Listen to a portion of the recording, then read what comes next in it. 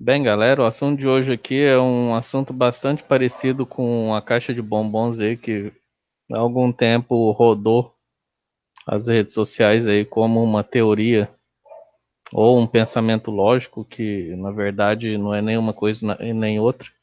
É simplesmente uma interpretação simplória e totalmente desprovida de qualquer tipo de conhecimento sobre o que vem a ser ideologia, política, enfim. Então, há bastante tempo atrás, eu vi um levante nas redes sociais sobre a bolha ideológica, né? Muitas pessoas fizeram um vídeo sobre isso, explicando o que era bolha ideológica e tudo. Na época eu não dei muita importância, eu pensei, mais um bando de imbecil falando que não sabe. Mas eu me peguei pensando sobre isso hoje, não sei porquê, e resolvi fazer esse vídeo aqui para compartilhar com vocês alguns aspectos aí que pessoas insistem em não entender, né? Primeiro, quando a gente fala em ideologia, em segmentos, né, por exemplo, na economia, você tem na economia os neoclássicos, você tem os keynesianos, os neo-keynesianos, a escola clássica, enfim, escola austríaca e por aí vai. Por que que há essa diferença gigantesca entre essas teorias? É porque os cérebros das pessoas funcionam de modo diferente. Keynes, por exemplo. Keynes é um humanista preocupado com o bem-estar da sociedade. E, obviamente, como ele é um profissional, ele também estava preocupado com a, a questão econômica, obviamente, da Inglaterra e de outros países, né? Eu não vou ser liviano aqui de afirmar que Keynes colocava o bem-estar da população acima de suas deduções econômicas. Claro que não. Quer dizer, não sei, né? Provavelmente Keynes, como um profissional, ele, penso eu, né? Posso estar errado também, ele colocaria as suas convicções econômicas acima do humanismo, né? Não sei se seria isso, mas se for um acadêmico de fato que preza pela honestidade intelectual, creio eu que ele faria isso. Mas a gente não pode descartar aqui o caráter humanista de Keynes, né? Porque a primeira obra que Keynes fez, se eu não me engano, em 1934 ou 37, me falha a memória agora,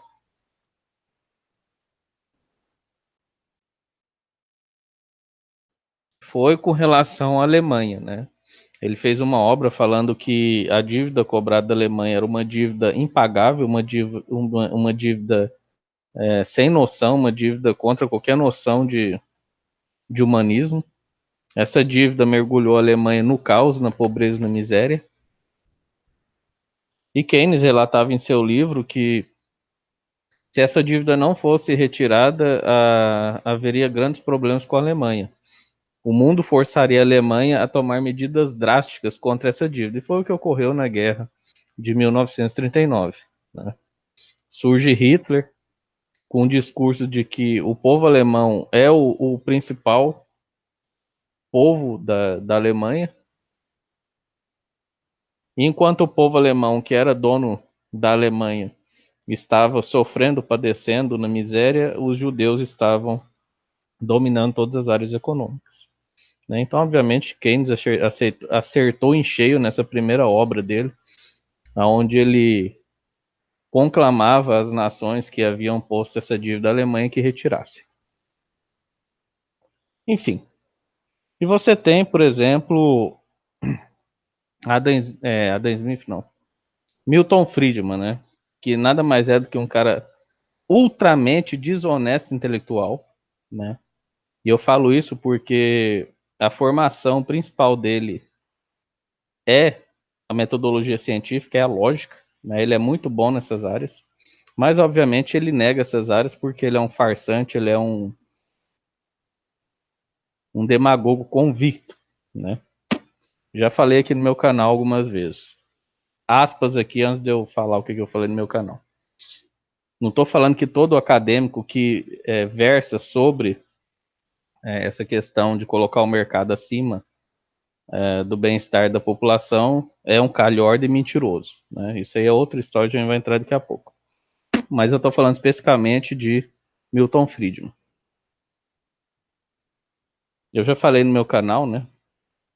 Milton Friedman,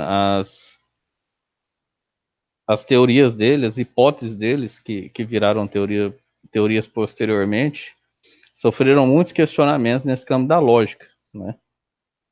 E da metodologia científica. Eles argumentavam o seguinte: Milton Friedman, por que a gente deve aceitar essas teorias suas, se quando a gente coloca elas em prática, elas falham 40% das vezes, 50% das vezes? E a resposta dele era simplesmente: enquanto não tiver uma teoria melhor, vai a minha mesmo. E outro aspecto que ele foi muito questionado é o exemplo da máquina de empacotar leite, que ele era indagado também, né? Não, beleza, você fez uma teoria aqui, mas a sua teoria não está claro quais são as variáveis que você está levando em conta ou não. A sua teoria não deixa claro como você enxerga essa, essas relações de mercado e como é que a gente vai acreditar essa teoria sua se a gente não consegue ter um panorama de como você chegou nela. E mais uma vez a resposta dele como um demagogo foi a seguinte: não importa como eu cheguei a essa teoria ou que variáveis eu usei ou deixei de usar. O importante é que ela funciona. Funciona entre aspas, né? Funciona como eu disse, em 60% dos casos funcionava, em 40% falhava, e a outra preposição dele era: não, beleza, minha teoria falha em 40% das vezes, mas já não tem nenhuma teoria que falhe menos do que a minha. Quem entende um pouco de matemática sabe que isso é totalmente ridículo. E aí que entra o exemplo da caixa de leite, né?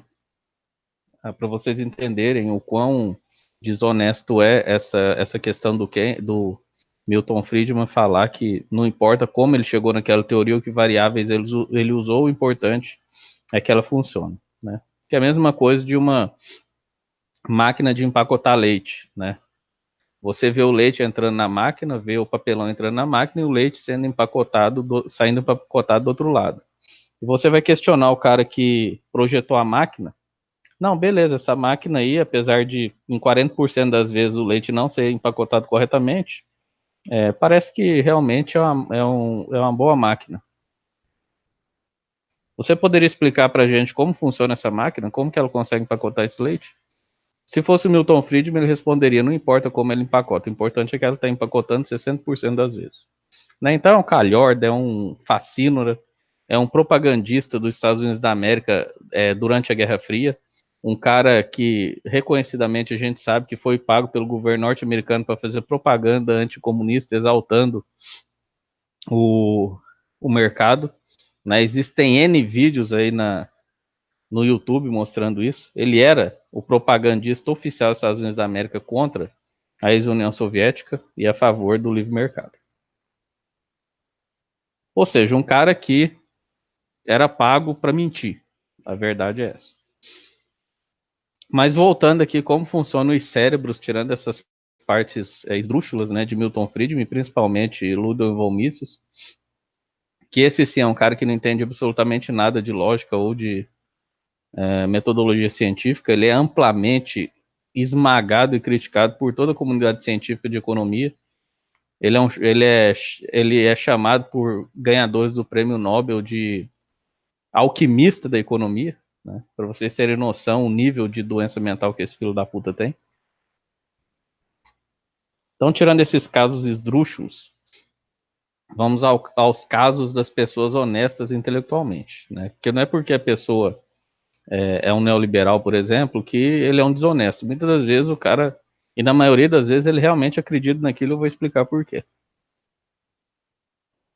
Você tem um funcionamento cerebral, né? Que eu já falei várias vezes no meu vídeo, que o problema dos neoliberais, em sua grande maioria, é que eles devem ter uma deficiência na área de empatia do cérebro. E eu já sugeri aqui que neurocientistas estudassem isso, né? mas obviamente não sei se algum neurocientista me assiste, mas seria bom uma tese de doutorado sobre isso, colocar esses caras numa ressonância magnética e ver como o cérebro deles funciona, né? Porque deve ser alguma falta de substância ou uma má formação, sei lá. Ou diferentes tipos de cérebro, né? Às vezes existem, o cérebro não tem defeito nenhum, vamos dizer assim, mas são cérebros que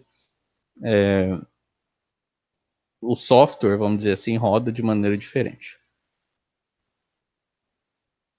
Então, qual que é o problema da ideologia e das convicções próprias da pessoa? Por exemplo, quando você fala em um cara progressista, um cara de esquerda, um cara humanista, a preocupação primária desse cara é com a coletividade, é com o bem-estar social.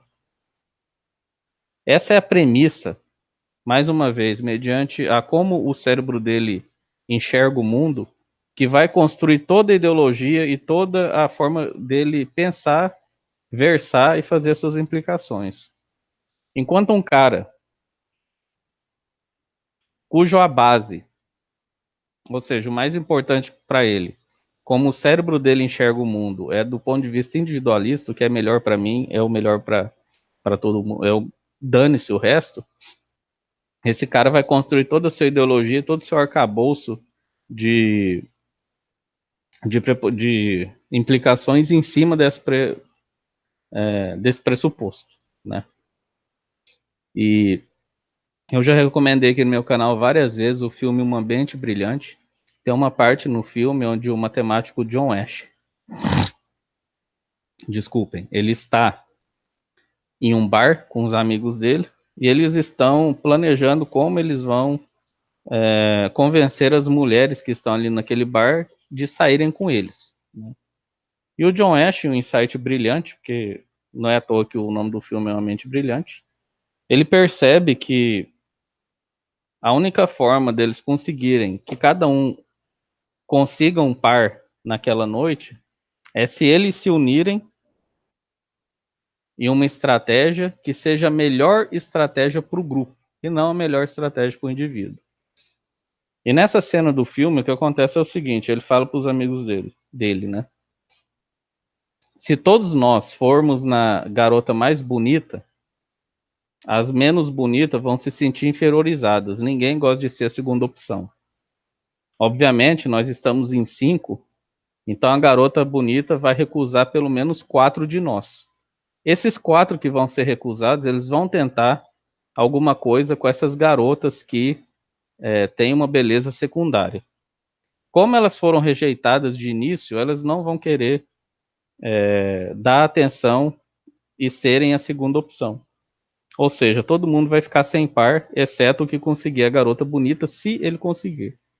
Então a estratégia dele era a seguinte: eles já dividirem as mulheres antes deles chegarem nas mulheres, cada um chegaria em uma mulher especificamente, e assim eles fariam o que é melhor para o grupo e o que é melhor para si. Porque se eles competissem pela mulher mais bonita, eles perderiam as mulheres menos bonitas e ninguém ficaria com porra nenhuma. E quando ele teve esse insight, ele pegou um papel e começou ali mesmo a desenvolver a teoria dele. E ele falou para os amigos dele, que são economistas também, estavam na faculdade de economia, ou matemática, agora me esqueci, faz tempo que eu assisti o filme, aliás, eu tenho que assistir novamente, já assisti umas 10 vezes, mas minha memória é uma merda. E ele começa ali mesmo a traçar a teoria, né? E a primeira coisa que ele fala, a primeira frase dele: Adam Smith estava errado. Adam Smith estava errado. Por que ele estava errado? Porque Adam Smith é um individualista, né? Essa teoria do John Ash é conhecida como a teoria do equilíbrio, que depois que ele formulou essa teoria foi amplamente usada em conflitos econômicos, políticos e sociais em geral. Até hoje são usados, obviamente, é uma tese matemática magnífica, né? Então, o John Ash, ele percebeu que você colocar o coletivo acima do individual é o que vai trazer melhores resultados, né? Apesar de John Ash ser um gênio, não precisa você ser um gênio para chegar a essa conclusão. né? Se a gente pegar os primórdios da humanidade, o que trouxe-nos aqui, obviamente, foi a cooperação. Imagine, né, os nossos ancestrais sendo individualistas. Não teria sobrado nenhum. Como é que você vai caçar um animal de médio porte para sua família se alimentar sozinho, né? E outra coisa, como a caça era escassa, uma tribo que conseguia uma caça de determinado volume pegava metade da carcaça, né, que não ia conseguir comer tudo no tempo antes de estragar, e levava para outra tribo, na esperança que essa outra comunidade, essa outra tribo, quando tivesse uma caça volumosa, fizesse o mesmo em resposta, né? Então, essa questão do individualismo e a cooperação é amplamente estudada na matemática. Você tem a teoria dos jogos também, tá ligado a John Ash. Você tem o dilema do prisioneiro, você tem essa teoria, o equilíbrio, enfim, é amplamente estudado. Aquela papagaiada dos neoliberais de a tragédia dos comuns, que eles ficam falando essa porcaria para cima e para baixo. Isso aí já foi refutado em 1997 por uma economista que ganhou o prêmio Nobel com essa refutação. Vocês podem pesquisar aí, Teoria dos Comuns, Prêmio Nobel, refutação, e vocês vão ver. Enfim, além do aspecto notório e até evidente de que a cooperação é superior ao individualismo, você tem isso demonstrado, comprovado, mediante teorias matematicamente. Então, quando a gente fala em seres humanos, você tem os seres humanos que se baseiam no bem comum, no bem da coletividade, e seres humanos que se baseiam no bem individual. O que importa é o que eu faço, o que importa é o que é bom para mim e o resto que se dane.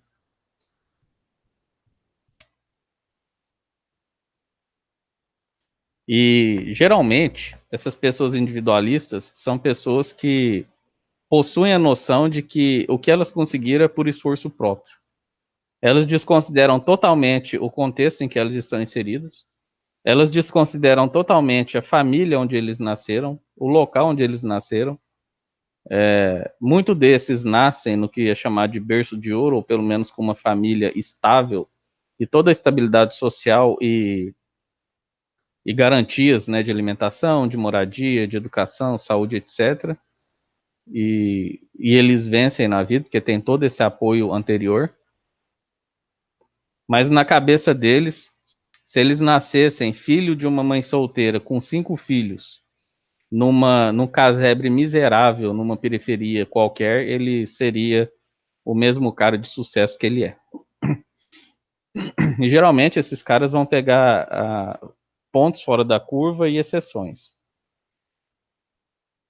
que é o que a Rede Globo gosta muito de fazer. Fazer matériazinha de um cara pobre, analfabeto, que achou um livro no lixo e começou a estudar autodidaticamente e virou um doutor em direito, né? Existe isso? Claro que sim. Existem gênios, né? E a mente de um gênio é uma mente sem limites. Mas a maioria da população não são gênios. Um a cada, sei lá, 1 milhão de pessoas tem um QI de um gênio. Então esse cara, apesar da diversidade social que ele possui, o cérebro dele é tão capacitado que ele consegue superar essa diversidade. Mas você não pode falar que essa diversidade é justa.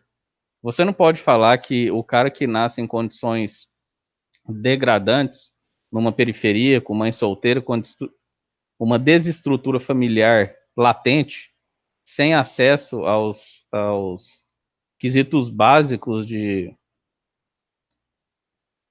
sobrevivência, nem de sobrevivência a gente está falando aqui, e você achar que algum tipo de corrida meritocrática é justa nesse tipo de sistema, nesse tipo de condição. Então você vai ter essas mentes, né? Uma mente que todos os princípios, implicações e deduções, ideologias são baseados nessa premissa do individualismo, o que importa sou eu, o resto que se dane.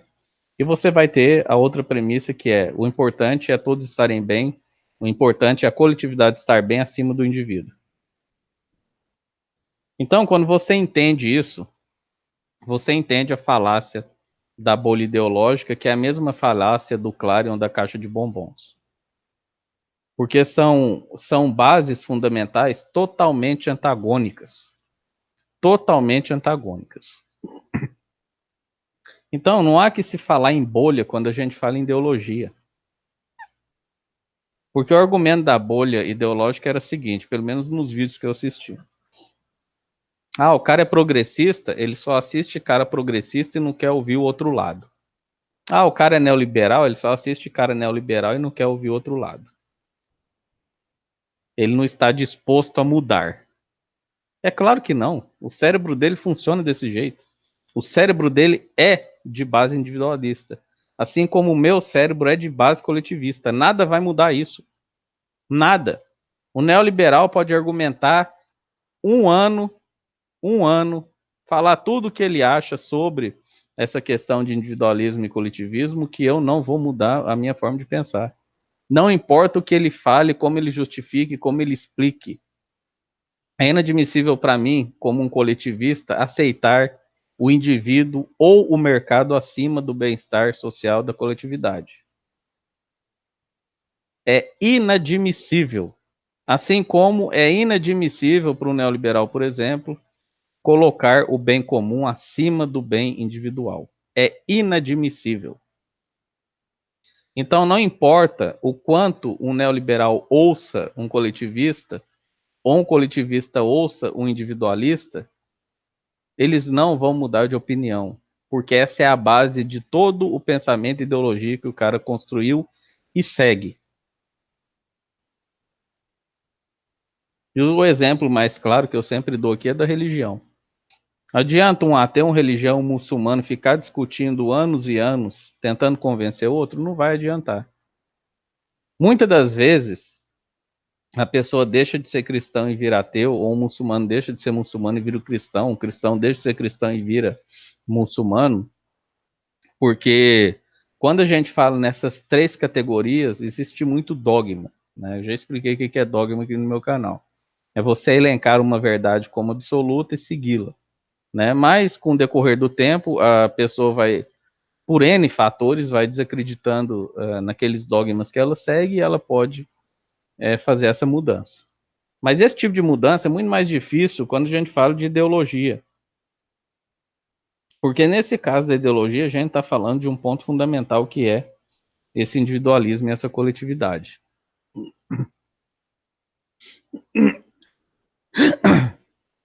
No caso do cristão, ateu e muçulmano, é uma coisa metafísica, é uma coisa não palpável, né? Acreditar ou não acreditar, ter fé ou não ter fé. Quando a gente fala em ideologia, você tem a sociedade aí. Você possui sociedades individualistas e sociedades coletivistas, né? Os exemplos mais clássicos são sociedades da Europa, né, tidas como coletivistas, e Estados Unidos da América, tida como individualista, e é o que estão tentando implantar aqui no Brasil, a revelia da nossa Constituição Federal, que é uma Constituição Federal voltada para o coletivismo e para o bem-estar social, certo? Então, essas bolhas sociais não são alienadoras, né? Porque, como eu disse, a pessoa ela tem um jeito de funcionamento cerebral e não é ela participar ou não participar, ouvir ou não ouvir o outro lado que vai mudar isso, né? São raras as pessoas que mudaram de lado. Geralmente são pessoas mais novas que eram individualistas ou coletivistas enganadas, né? Não tinham um total controle sobre o assunto e escolheram mal a sua ideologia e depois, com mais informações, elas mudam de lado. Mas pessoas mais velhas, como eu, por exemplo, já tem mais de 30 anos, isso aí não vai mudar. Eu posso conversar um século com um individualista que eu vou continuar sendo coletivista. Porque na minha cabeça não faz sentido o bem individual acima do bem coletivo. Assim como na cabeça dele nunca vai fazer sentido o bem coletivo acima do seu bem individual. Porque ele tem uma premissa de que, como ele venceu na vida, se é que venceu, porque muitos desses imbecis não venceram porra nenhuma, né? Quem venceu foi o papaizinho deles, estão lá pendurados no saquinho do papai. eles vão continuar nessa defesa do individualismo, achando que a liberdade individual vai trazer o progresso que o cara queira, desde que ele se esforce, estude, trabalhe, etc. Já falei várias vezes aqui no meu canal. Eu conheço N pessoas que estudaram a vida inteira e não conseguiram porra nenhuma. Porra nenhuma que eu falo é ficar rico. É óbvio que eles conseguiram alguma coisa. E a gente tem pessoas que trabalharam a vida inteira e não conseguiram nada, não tem nem uma casa para morar. A vida inteira. O que eu conheço de pessoas da minha família e conhecidos mesmo que não são da minha família, que trabalham desde os 12 anos, já estão com 80 anos e não tem uma casa para morar, não tem um carro, não tem nada, é o que mais se acha no Brasil. Então, se essa premissa de que quem trabalha consegue, quem estuda consegue, fosse verdadeira, todos que trabalham e estudam muito conseguiriam as coisas. E isso não é verdade. Então, essa explanação sobre a bolha ideológica nada mais é do que uma falácia, né? Você falar que o cara é um alienado porque ele não quer ouvir outro lado não faz sentido nenhum. Primeiro, né? Porque se for um cara igual eu já tô cansado de ouvir outro lado. Cansado. Já sei todos os argumentos que eles vão usar. E o outro lado também tá cansado de ouvir a gente. E não vai ter mudança. Não vai ter mudança. O individualista ele vai ser individualista até a morte, o coletivista até a morte. Salvo raríssimas exceções. Quando a gente fala em política, aí você tem que obviamente, fazer concessões. Foi o que eu falei no outro vídeo. Se você tem um congresso neoliberal e você é um presidente progressista, se você não ceder e o congresso não ceder, não vai ter aprovação de nada. Então você cede um pouco aqui para ter uma aprovação ali. Mas quando você fala de ideologia pura, isso não vai acontecer. O cara não vai aceitar um pouco de individualidade a troco de um pouco de coletividade, porque individualidade para ele não faz sentido. Assim como o individualista não vai aceitar um pouco de coletividade em detrimento de um pouco de individualidade. São premissas diferentes. Na cabeça do individualista, o que importa é o indivíduo, a liberdade do indivíduo. Ah, mas pessoas estão morrendo de fome, doença, desabrigados, etc. Foda-se. Eu quero meu individualismo preservado. Assim como o coletivista. Ele não vai aceitar um individualismo que jogue pessoas na miséria, por exemplo. Eu tenho uma doença crônica na coluna e se não fosse, né, Previdência Social, que agora eu estou em licença auxílio-doença, né, eu estaria ferrado. E quantas pessoas tem no Brasil que já nasceram deficientes, que já nasceram com deficiências mentais, que nasceram com algum problema que incapacite de estudar ou de trabalhar? É um dever nosso, como sociedade, resguardar o bem-estar desse pessoal. Ah, mas por que que eu sou obrigado a resguardar o direito do deficiente físico, do deficiente mental, do incapacitado para trabalho, do incapacitado para estudo, ou seja lá o que for? Porque você não sabe o dia de amanhã, amigo. Você pode ter um filho com deficiência mental, com deficiência física, com qualquer problema que incapacite. Ah, mas eu sou o fodão e vou cuidar do meu filho, não preciso do Estado cuidar. Você é imortal, filho da puta? E se você tá num carro, você, sua esposa e seu filho deficiente, vocês dois morrem. Quem que vai cuidar do seu filho? Esse é o problema do individualista. Ele não consegue enxergar o futuro. Ele acha que quando um coletivista igual eu e muitos outros estão defendendo o coletivismo, é porque a gente é vagabundo e não quer trabalhar. E quando você vai pegar os coletivistas, pelo menos aqui nas redes sociais, são caras que trabalham. Uns são professores, outros são funcionários públicos, outros trabalham na construção civil. Raramente eu encontrei um coletivista que discute aqui nas redes sociais comigo que não trabalha. Eu nunca vi um coletivista defender que ele é um coletivista porque não quer trabalhar. Muito pelo contrário, ninguém está se negando a trabalhar. O que a gente quer é as pessoas que não têm condições de trabalhar, de estudar, as pessoas que nasceram em condições desiguais, em condições de inferioridade social, elas devem ter uma segurança social.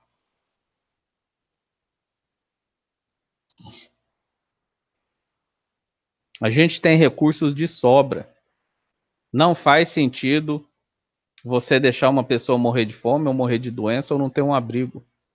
Antigamente, lá nos primórdios, fazia sentido você deixar um deficiente físico, um deficiente mental, um cara sem força de trabalho morrer de fome, por exemplo.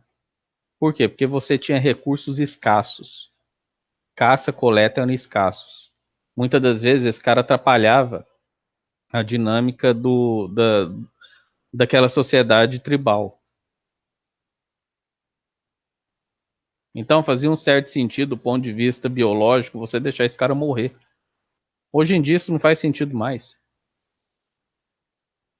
A gente tem todo o conforto e toda a disponibilidade de alimento, de remédios, de abrigo, etc. É só ter vontade pública. É só você ter uma sociedade voltada para o coletivismo. Ah, mas eu não sou coletivista porque no Brasil nada funciona. No Brasil, se você for comparar a saúde do Brasil com a saúde da Alemanha, o Brasil é uma porcaria. Se você for comparar os programas sociais do Brasil, é uma porcaria. O governo rouba tudo, etc, etc. Tudo isso é mentira. Se você pegar qualquer dado de corrupção, você vai ver que a corrupção no Brasil não é responsável nem por 1% do que a União arrecada. 1%, o que é 1%? Imagina você trabalhar o mês inteiro e te roubarem 1% do seu salário. Isso vai mudar alguma coisa na sua vida? Claro que não. Outra coisa que as pessoas não entendem é que o Brasil é um país pobre. Então é óbvio que a gente nunca vai, quer dizer, nunca não, né? Mas nesse contexto que a gente está inserido, a gente nunca vai chegar perto de uma Alemanha, por exemplo. Mas se a gente tiver uma sociedade voltada para o desenvolvimento nacional, voltada para o desenvolvimento tecnológico nacional, desenvolvimento científico nacional, voltado para o crescimento interno, voltado para a sociedade, para a geração de emprego, para a geração de renda e para o bem-estar da sociedade, isso vai mudar. Agora, individualismo, eu desafio qualquer pessoa a estudar história, economia, ou seja lá o que for, e ver onde é que isso deu certo. Qual sociedade se desenvolveu mediante individualismo? Vai ver Estados Unidos da América, a merda que é aquele país lá. Vai ver. Vai ver como o trabalhador é tratado, vai ver como é o sistema de saúde, vai ver os 60 milhões de pessoas que passam fome lá. Se individualismo trouxesse progresso, os Estados Unidos da América seria o país mais formidável do planeta. E está longe disso, mais longe. Estados Unidos da América é uma pocilga, é uma fossa.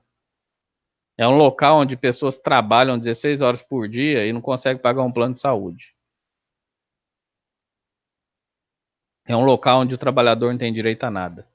É um local onde você trabalha uma vida inteira, acumula uma determinada riqueza, compra uma casa, compra um carro, mobília uma casa bacaninha, e você tem um câncer ou uma doença mais grave, e o tratamento é tão caro que você tem que vender tudo o que você conseguiu acumular ao longo da sua vida.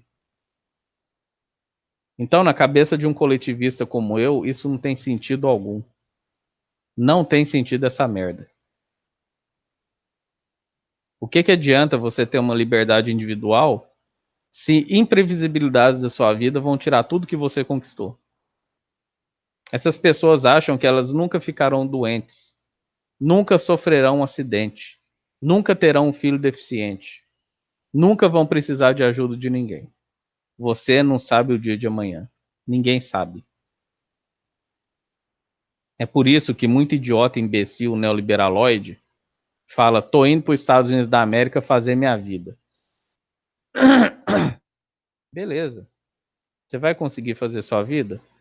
Provavelmente.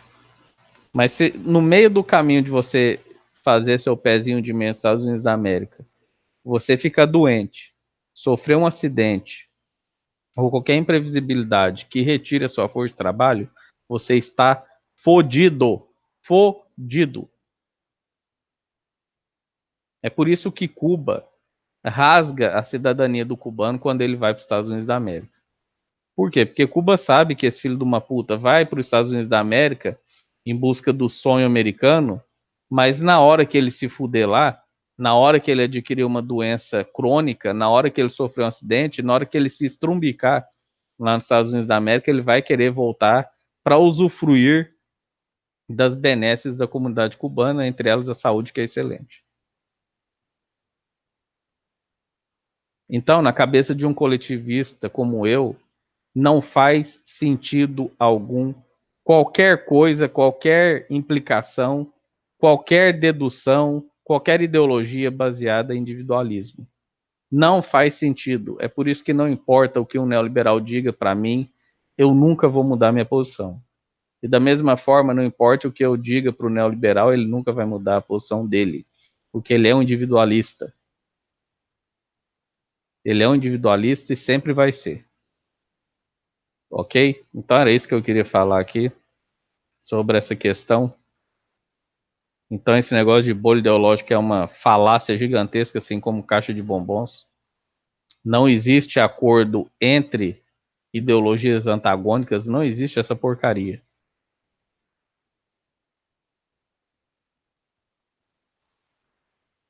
Uma pessoa que preza pelo bem comum, pelo bem-estar da sociedade, ele não vai querer abrir mão de um pouco desse bem-estar social para ter liberdades individuais. Um exemplo, só para finalizar o vídeo que eu sempre uso nos meus vídeos, é o seguinte, né, que eu já vi neoliberais falando, por que eu não posso ir na farmácia e comprar o remédio que eu quero sem receita, né? Quer dizer, o cara não tem nem humildade, né? Ele acha que é médico. O cara acha que não precisa de um curso de medicina para saber que remédio tomar. Já começa por aí, né? Mas por que ele não pode ir na farmácia e comprar o remedinho que ele quer? Porque existem remédios que afetam toda a sociedade. E o principal deles são antibióticos. Se você libera para qualquer débil mental que nunca estudou biologia na vida, não tem ideia do que é uma bactéria, não tem ideia do que é uma superbactéria, não tem ideia do que é uma evolução biológica de uma bactéria, um filho de uma puta desse vai comprar um antibiótico na farmácia e lá na caixa do antibiótico está escrito que é para usar no mínimo por 7 dias, e esse cara em 3 dias vai sumir os sintomas e ele vai parar de usar.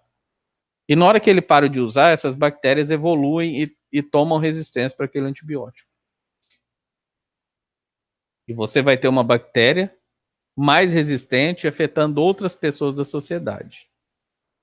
E quando essa bactéria mais resistente atacar outras pessoas, vai chegar num nível tal que não vai adiantar mais tomar o antibiótico de espectro X.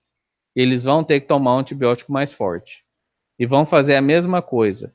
O antibiótico é mais forte, é para tomar 7 dias, ele vai tomar 3 e parar, porque sumiram os sintomas. Essa bactéria vai evoluir novamente e assim vai. Até chegar num ponto que não vai existir antibiótico para matar a bactéria que esses doentes mentais criaram. Então, esse é o nível de doença mental do individualista. Outro exemplo também muito recorrente que eu gosto de usar é do restaurante. A Anvisa não deve controlar restaurante, não, nem de vigilância sanitária. Quem tem que controlar restaurante é o consumidor. Você foi num restaurante, comeu e passou mal, não volta mais lá. Beleza, certinho, campeão. Mas e se você for no restaurante comer alguma coisa contaminada e morrer? E aí? Você vai ter oportunidade de mudar de restaurante? Ah, mas aquele restaurante vai cair no ostracismo. Beleza, cara. Mas você vai ser ressuscitado lá de sua cova, seu imbecil? Alguém vai lá te ressuscitar, seu animal? Então é por isso que um coletivista nunca vai aceitar essas premissas de merda de vocês. E da mesma forma, o individualista, ele tá se lixando para essas coisas que eu tô falando aqui. Ele quer que se dane, porque ele acha que ele é o Superman, porque ele acha que é imortal, porque ele acha que nunca vai ficar doente, nunca vai sofrer um acidente, nunca vai acontecer nada com ele. É um esquizofrênico, no fim das contas. Então não existe essa papagaiada de bolha ideológica. Falar que bolha ideológica aliena Ali é no cacete. As pessoas se fecham em bolhas ideológicas porque, primeiro, já ouviram o discurso do outro lado até falar chega, tá cansado de ouvir essa merda de discurso e não quer se desgastar mais. Por que eu vou deixar de participar de um grupo de pessoas progressistas para a gente versar sobre progressismo, humanismo, coletivismo, para ficar entrando em grupo de neoliberal retardado que só fala merda? E da mesma forma, o individualista vai pensar a mesma coisa. Por que eu vou deixar de louvar meu individualismo aqui, de chupar as bolinhas de Milton Friedman e Ludwig von Mises e vou ficar ouvindo progressista coletivista que não quer trabalhar, é vagabundo e não sei o quê? Então não vai ter diálogo. Então, quando uma pessoa vem nas redes sociais falar em união de esquerda e direita, união de progressista e neoliberal, união de coletivista e individualista, no mínimo esse cara é um esquizofrênico. No mínimo, ele é um esquizofrênico. Ele não tem ideia de como funciona o cérebro humano, né? E, obviamente, é só ele fazer essa pergunta a ele mesmo. Se o cara for um progressista que fica com essa converseada de igual o Ciro Gomes, né? Não devemos dividir o Brasil em coxinhas e mortadelas. Ele está disposto de abrir mão de programas progressistas em pró a programas neoliberais? Talvez sim, né? Mas como eu disse, ele é um político. É o trabalho dele. Então a gente não pode confiar em pessoas que têm uma ideologia como trabalho. Essa pessoa vai colocar o seu trabalho acima do que ela pensa, do que ela crê. Mas um cara de ideologia pura não tem por que ele fazer concessões da maneira como ele enxerga a sociedade. Não tem sentido nenhum. Então é isso, valeu todo mundo que assistiu e abraço a todos e até a próxima. Falou!